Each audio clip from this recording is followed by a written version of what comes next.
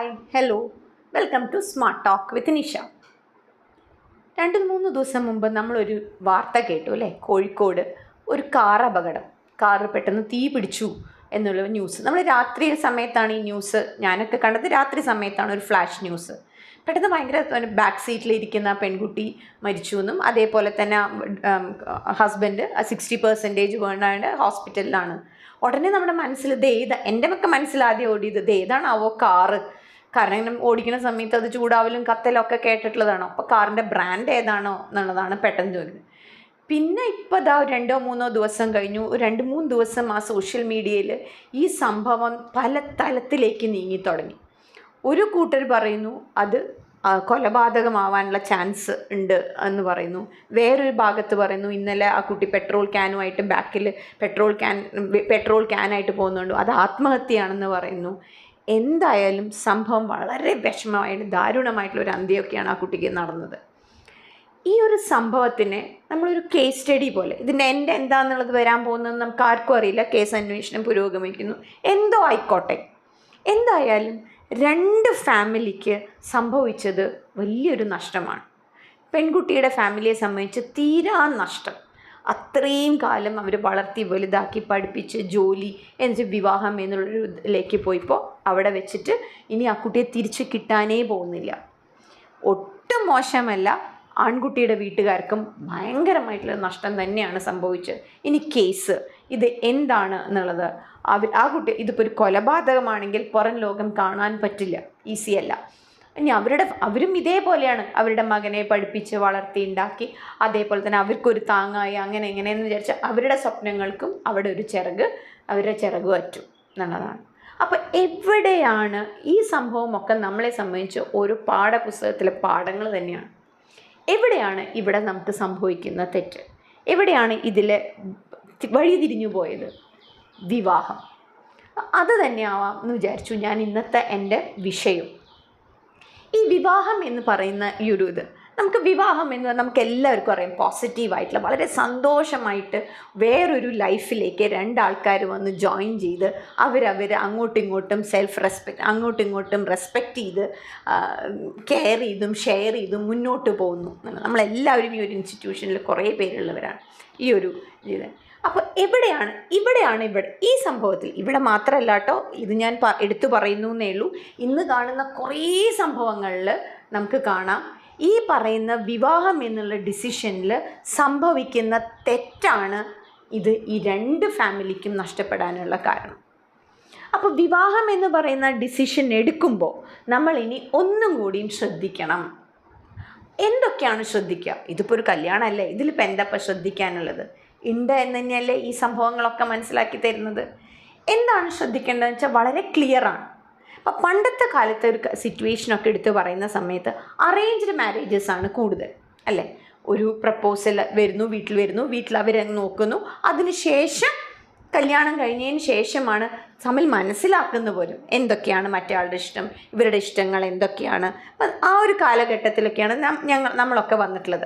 അപ്പോൾ ഒരു arranged marriage കൂടുതലുള്ള കാലഘട്ടത്തിൽ നമ്മൾ ഇങ്ങനെ ഫാമിലി അങ്ങനെ കൊണ്ടുപോകുന്നു. അപ്പോൾ അവിടെ നമ്മൾ ഷെയർ ചെയ്തും കെയർ ചെയ്തുമൊക്കെ മുന്നോട്ട് പോകുമ്പോൾ നമ്മൾ ഈ അറേഞ്ച്ഡ് മാരേജസിൽ എന്തൊക്കെയോ പാകപ്പിഴകൾ ഉണ്ടെന്ന് ഈ പുതിയ ജനറേഷൻ, നെക്സ്റ്റ് ജനറേഷൻ ആൾക്കാർ കണ്ടതുകൊണ്ടാവാം അവർ നേരെ തിരിഞ്ഞു. അവർ തിരിച്ച് റിവേഴ്സ് അവർ കാണുന്നു, പരിചയപ്പെടുന്നു, മനസ്സിലാക്കുന്നു. അവർ പറയുന്ന അവർ 100% മനസ്സിലാക്കിയതിന് ശേഷം അവരെന്ത് ചെയ്യുന്നു? അവർ പാരൻസിനോട് പറയുന്നു. പാരൻസ് അതിലൊന്നും അവർക്കധികം സമയം പോലും കൊടുക്കുന്നില്ല പലരും. പാരൻസ് ഇതിലേക്ക് അഡാപ്റ്റ് ചെയ്തിട്ട് അവരിതിനെന്ത് ചെയ്യുന്നു? സമ്മതിക്കുന്നു. ഒരു പരിധി വരെ കുട്ടികളും എന്ത് ചെയ്യുന്നുണ്ട്? ബ്ലാക്ക് മെയിൽ ചെയ്യുന്നുണ്ട്. പേരൻസ് ഇതിനോട് സമ്മതിച്ചില്ല എന്നുണ്ടെങ്കിൽ ബ്ലാക്ക് മെയിലിങ് അവിടെ നടക്കുന്നുണ്ട്. അപ്പോൾ പേരൻസ് അത് സമ്മതിക്കുന്നു, വിവാഹം നടക്കുന്നു. നന്നായി പോയാൽ ഓക്കെ, വെൽ ആൻഡ് ഗുഡ്, നമുക്ക് ആർക്കും വിഷയങ്ങളില്ല. പക്ഷേ ഇങ്ങനെയുള്ള സംഭവങ്ങൾ എന്തായാലും നമ്മൾ കറണ്ട് സ്റ്റാറ്റസും വായിക്കുമ്പോഴൊക്കെ നമുക്ക് എന്താ മനസ്സിലാവുന്നത്? ഡൈവേഴ്സ് കൂടുതലാണെന്ന് തന്നെയാണ്. ഇപ്പം ഞാൻ പറയണത് ഒന്നുമല്ല, എല്ലാ ജേർണൽസിലും എല്ലാത്തിലും വരുന്നുണ്ട് ഇപ്പോൾ ഡൈവേഴ്സിൻ്റെ എണ്ണം കൂടുതലാണ്. അപ്പോൾ കുട്ടികളൊന്നും ശ്രദ്ധിക്കേണ്ടതല്ലേ? അപ്പോൾ എൻ്റെ ഈ വീഡിയോ കുട്ടികൾ കാണുന്നുണ്ടെങ്കിൽ എനിക്ക് കുട്ടികളോട് പറയാനുള്ളതും, ഇനി എൻ്റെ ഈ വീഡിയോ പേരൻസ് ആണ് കാണുന്നതെന്നുണ്ടെങ്കിൽ നമ്മൾ കുട്ടികളെ മനസ്സിലാക്കി കൊടുക്കേണ്ടതും മെയിനായിട്ട് മനസ്സിൽ തോന്നുന്ന ഒരു കാര്യം ഇതാണ്. വിവാഹം എന്നുള്ള കാര്യം ഡിസിഷൻ എടുക്കുന്ന സമയത്ത് കുട്ടികളോട് എനിക്ക് പറയാനുള്ളത്, നിങ്ങളൊരു ആളെ കാണുന്നു, മനസ്സിലാക്കുന്ന സമയത്ത് ഒരു 50% ഡിസിഷനിലേക്ക് നിങ്ങൾ എത്തും. കാരണം നിങ്ങൾ ഡിസിഷൻ എടുത്ത് ഒരു 50% നിങ്ങൾ ഓക്കെ, നിങ്ങൾക്ക് ഇഷ്ടപ്പെട്ടു, കണ്ടു, നിങ്ങൾ കാര്യങ്ങളൊക്കെ സംസാരിച്ചു, നിങ്ങൾ പെട്ടെന്ന് 100%ലേക്ക് പോവല്ലേ. ഒരു 50%ൽ നിങ്ങൾ നിർത്തും. അത് കഴിഞ്ഞ് കഴിഞ്ഞാൽ നിങ്ങൾ പേരൻസിൻ്റെ കയ്യിലേക്ക് അതൊന്ന് കൊടുത്തു നോക്കി നോക്കൂ. കാരണം ഒരുപാട് അനുഭവങ്ങൾ, കുറേ ഇപ്പം നമ്മൾ തമാശക്കൊക്കെ ഞങ്ങൾ പറയും, ഞങ്ങളൊക്കെ കുറേ ഓണമുണ്ടതാ എന്ന് പറയും. ആ കുറേ ഓണമുണ്ടത് എന്ന് പറയുന്നതിൻ്റെ പിന്നിലത്തെ വികാരം എന്താണെന്ന് വെച്ചാൽ ഞങ്ങൾക്ക് കുറേയും കൂടിയും അനുഭവങ്ങളുണ്ട്, ഞങ്ങൾ കുറേ കൂടി ലോകം കണ്ടതാണ്, ഇങ്ങനെ കുറേ സംഭവങ്ങളൊക്കെ ഞങ്ങൾ കണ്ടിട്ടുള്ളത് കൊണ്ട് ഞങ്ങൾക്ക് കുറച്ചും കൂടി ഞങ്ങൾക്ക് ആ എക്സ്പീരിയൻസിന് കിട്ടുന്ന ഇതുണ്ടല്ലോ, അതൊന്ന് ഉപയോഗിക്കാനുള്ളൊരു അവസരം പേരൻസിന് കൊടുക്കണം. അപ്പം നിങ്ങളൊരു 50%ൽ എത്തിക്കഴിഞ്ഞാൽ ഒന്ന് ട്രാൻസ്ഫർ ചെയ്യും. പേരൻസ് ഒന്ന് അന്വേഷിക്കട്ടെ. പേരൻസ് ഒന്ന് അന്വേഷിക്കും ഈ കുട്ടിയെ പറ്റി, ഈ പയ്യൻ, നമ്മൾ ആൺകുട്ടിയെയും പെൺകുട്ടിയായിട്ടോ ഞാനിവിടെ പറയുന്ന സമയത്ത് ഇത് രണ്ടും ഒരുപോലെയാണ്. ആൺകുട്ടികളെ പറ്റിയും അന്വേഷിക്കണം, പെൺകുട്ടികളെ പറ്റിയും അന്വേഷിക്കണം. അപ്പോൾ പേരൻസ് അന്വേഷിക്കുമ്പോൾ ചിലപ്പോൾ നാട്ടിലുള്ള കുറച്ച് അടുത്തുള്ള 2-3 പേരോട് നമ്മളൊന്ന് അന്വേഷിക്കും. ഓഫീസിൽ 2-3 പേരോട് അന്വേഷിക്കും. ഒരാളോട് മാത്രം അന്വേഷിക്കരുത് കേട്ടോ, പേരൻസിനോട് എനിക്ക് പറയാനുള്ളത്. കാരണം ഒരാളോട് അന്വേഷിച്ചാൽ ചിലപ്പോൾ അയാളോട് ദേഷ്യമുള്ള ഒരാളായിരിക്കാം, അല്ലെങ്കിൽ ആ പെൺകുട്ടിയുടെ വീട്ടുകാരോട് ദേഷ്യമുള്ളവരെയും ചിലപ്പോൾ നമ്മൾ ഡൈവേർട്ട് ചെയ്ത് പറയും. ഞാനൊന്നും പറയുന്നില്ല, എന്നിട്ട് വേണം നിങ്ങൾ എൻ്റെ ശത്രു ആവാൻ എന്നൊക്കെ പറയുന്ന സെൻറ്റൻസുകളൊക്കെ നമ്മൾ കേട്ടു. ഒരു 2-3 ആൾക്കാരോട് ചോദിക്കുന്നതിൽ ഒരു തെറ്റുമില്ല. അപ്പം നമുക്ക് അറിയാൻ പറ്റും. ഒരു വീട്ടിലൊരു ഒരു ആൾക്കാർ കുറച്ച് കാലം ഒരു സ്ഥലത്ത് താമസിക്കുന്നുണ്ടെങ്കിൽ സംശയമൊന്നുമില്ല, ചുറ്റുള്ള ആൾക്കാർക്ക് അവരെക്കുറിച്ച് ഏകദേശം ഒരു ധാരണയൊക്കെ ഉണ്ടാവും. അപ്പോൾ അതൊക്കെ ഇൻഡയറക്റ്റ്ലി, നിങ്ങളൊരു പേടിയും പേടിക്കേണ്ട, പെൺകുട്ടികൾ വിചാരിക്കേണ്ട നേരിട്ട് പോയി ചോദിക്കോ, അതൊക്കെ ഇൻഡയറക്റ്റ്ലി അന്വേഷിച്ചോളും.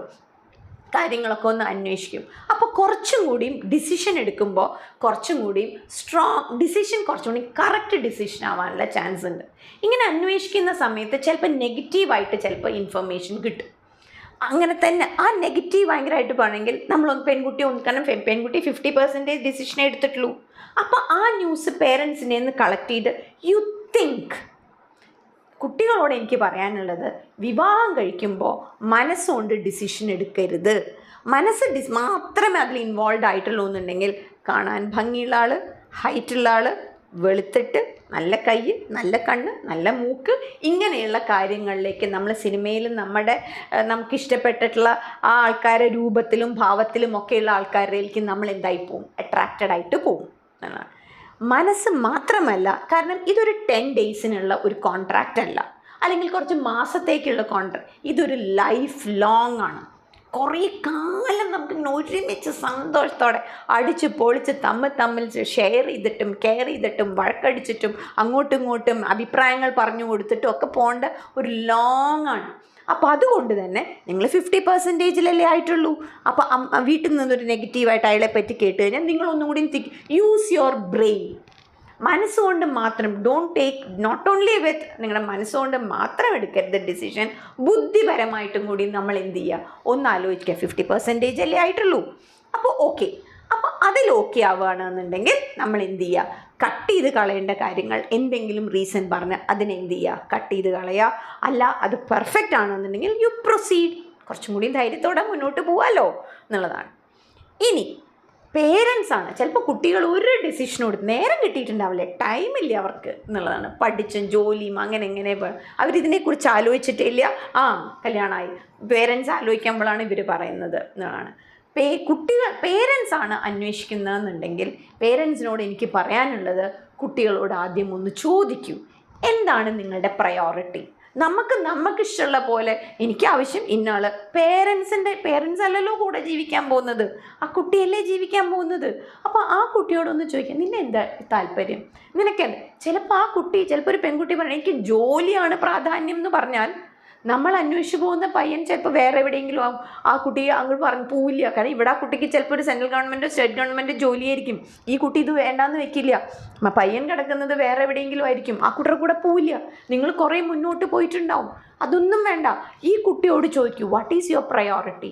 ആൺകുട്ടിയോട് ചോദിക്കൂ, എന്താണ് നിൻ്റെ പ്രയോറിറ്റി?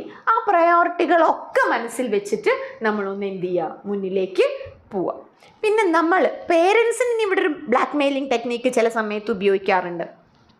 ഈ കുട്ടി പറയും ചില സമയത്ത് എനിക്കൊരു പെൺകുട്ടിയെ ഇഷ്ടമാണ്, അല്ലെങ്കിൽ പെൺകുട്ടി പറയും എനിക്കൊരു ആൺകുട്ടിയെ ഇഷ്ടമാണ് എന്ന് പറയുന്ന സമയത്ത് ചിലപ്പോൾ അവർ നമ്മൾ പറഞ്ഞ 50% ആവില്ല, അതിനെക്കാട്ടിലൊക്കെ മുകളിലേക്ക് അവർ കയറിപ്പോയിട്ടുണ്ട്.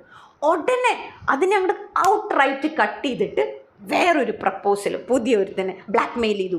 നീ ഇതിന് അത് കളഞ്ഞിട്ട് നീ ഇതിന് സമ്മതിച്ചില്ലെങ്കിൽ ഞങ്ങൾ ആത്മഹത്യ, ഇങ്ങനെയൊക്കെ പറഞ്ഞ് ബ്ലാക്ക് മെയിൽ ചെയ്ത് ആ കുട്ടിയെ ഇമോഷണലി ബ്ലാക്ക് മെയിൽ ചെയ്തിട്ട് ഈ കുട്ടീനെ വേറൊരാളുടെ കയ്യിലേക്ക് കൊടുത്തു വിട്ട് കഴിഞ്ഞ് കഴിഞ്ഞാൽ, അല്ലെങ്കിൽ കൊടുത്തു വിടുകയല്ല കൊടുക്കുകയൊക്കെ ആണെന്നുണ്ടെങ്കിൽ, തിരിച്ചും കേട്ടോ ചെയ്യുകയാണെങ്കിൽ ഇവർ അവിടെ ഹാപ്പി ആവില്ല. ഇവരവിടെ ഹാപ്പി ആവില്ല എന്നുണ്ടെങ്കിൽ ഇവർ സ്വയം ഉരുകും. മാത്രമല്ല എവിടേക്കാണോ പോയ ആ ഫാമിലിയും കൂടിയും അവരെന്ത് ചെയ്യും, ഡിസ്റ്റർബ് ചെയ്യും. ഇത് അധികം ദിവസമൊന്നും ആ വെഹിക്കിൾ ഓടില്ല, അത് മുന്നോട്ട് പോവില്ല. അത് അവിടെ വെച്ചിട്ട് അത് ബ്രേക്കപ്പ് ആവും. ഇപ്പോഴത്തെ കുട്ടികൾക്ക് അതിനൊന്നും ഒരു പ്രശ്നവുമില്ല. അവരത് ബ്രേക്കപ്പായിട്ട് അവരെന്ത് ചെയ്യും, അവർ തിരിച്ചു. ഇനി ബ്രേക്കപ്പായി പോരുമോ, പിന്നെ വീണ്ടും കുറേ കോംപ്ലിക്കേഷൻ. ഇതിൽ ജാതകത്തിനൊരു റോളുണ്ട് കേട്ടോ. ചില ആൾക്കാർ ഇതിൽ ഭയങ്കരമായിട്ട് വിശ്വസിക്കും. ചില പേരൻസിന് ഭയങ്കര വിശ്വാസം, ചില കുട്ടികൾക്കും അതെ ഭയങ്കര വിശ്വാസമാണ്. എന്നിട്ട് നമുക്ക് ഇഷ്ടമില്ലാത്ത ബാക്കി ഒന്നും ശരിയായിട്ടുണ്ടാവില്ല, ജാതകത്തിൽ 10 പൊരുത്തുണ്ട് എന്ന് പറഞ്ഞിട്ട് ഇതിലേക്ക് മാരേജിന് സമ്മതം പറയാം. നിങ്ങളൊരു കാര്യം മനസ്സിലാക്കുള്ളൂ, ഭയങ്കര അൺസയൻറ്റിഫിക് ആണ് ഇത് എന്ന് പറഞ്ഞാൽ. ഒരു കോസ് ആൻഡ് ഇഫക്റ്റ് സ്റ്റഡിയിലൊക്കെ ഇത് ഫെയിലിയർ ആണ്. എത്രയോ പേരുണ്ട് ജാതകമൊക്കെ നോക്കിയിട്ട് 10 പൊരുത്തുണ്ടാവും, നല്ല അടിപിടി നടന്ന് ബ്രേക്കപ്പും ആയിട്ടുണ്ടാവും എന്നതാണ്. ചിലർ ജാതകയെ നോക്കിയിട്ടുണ്ടാവില്ല, അവർ ഭംഗിയായിട്ട് ജീവിക്കുന്നതൊക്കെ എത്രയോ പേര് നമ്മുടെ മുന്നിൽ കാണാനുണ്ട്.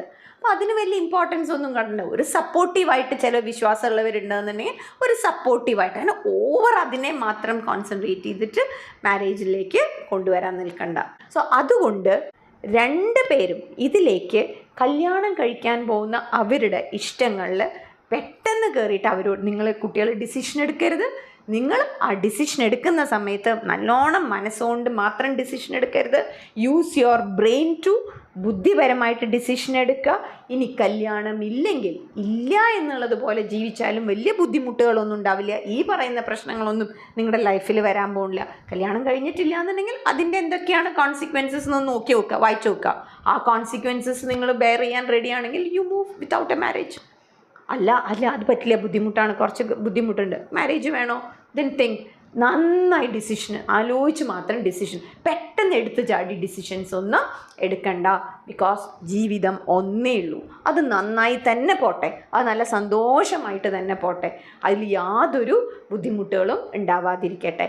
അതിന് പേരൻസിൻ്റെ സപ്പോർട്ട് എടുക്കുന്നതിൽ ഒരു തെറ്റുമില്ല. പേരൻസ് കുട്ടികളുടെ കാര്യങ്ങളൊക്കെ ഒന്ന് അന്വേഷിച്ചിട്ട് നല്ലോണം അന്വേഷിച്ചിട്ട് തന്നെ മുന്നോട്ട് പോകുന്നതായിരിക്കും നല്ലത്. സോഷ്യൽ മീഡിയയുടെ ഒരു ഇത് കാരണം കൊണ്ട് അതിൽ ഇൻഫ്ലുവൻസ്ഡ് ആയിട്ട് ഇതൊക്കെ ഞാൻ കണ്ടു. ഇതിലൊക്കെ എവിടെയോ സോഷ്യൽ മീഡിയയുടെ അതേപോലെ തന്നെ ഒരു ബ്ലാക്ക് മെയിലിംഗ് ഇതൊക്കെ എവിടെയൊക്കെയോ ഞാൻ വായിച്ചപ്പോൾ എനിക്ക് സ്റ്റോറിയിൽ ഈ ഒരു കഥ ഇതിൽ തോന്നി, എനിക്ക് റിയൽ സ്റ്റോറിയിൽ. അതൊക്കെ നമ്മൾ ഇതൊരു കേസ് സ്റ്റഡിയാക്കി തന്നെ എടുത്ത് മുന്നോട്ട് പോകാം. ജീവിതം ഒന്നേ ഉള്ളൂ, അത് നമുക്ക് എൻജോയ് ചെയ്ത് തന്നെ പോകാം. Thank you all. ഒന്ന് എനിക്ക് പറയാനുള്ളത്, വാച്ച് ചെയ്യുന്ന എല്ലാവരും മറക്കാതെ ചാനൽ സബ്സ്ക്രൈബ് ചെയ്യണം. അതേപോലെ തന്നെ നിങ്ങളുടെ ഫ്രണ്ട്സിനും റിലേറ്റീവ്സിനും ചാനലിൻ്റെ ലിങ്ക് ഷെയർ ചെയ്യണം. നിങ്ങളുടെ അഭിപ്രായങ്ങൾ മറക്കാതെ കമൻറ്റ് ബോക്സിൽ നിങ്ങൾ എഴുതണം. Okay, bye. Will see you again. By.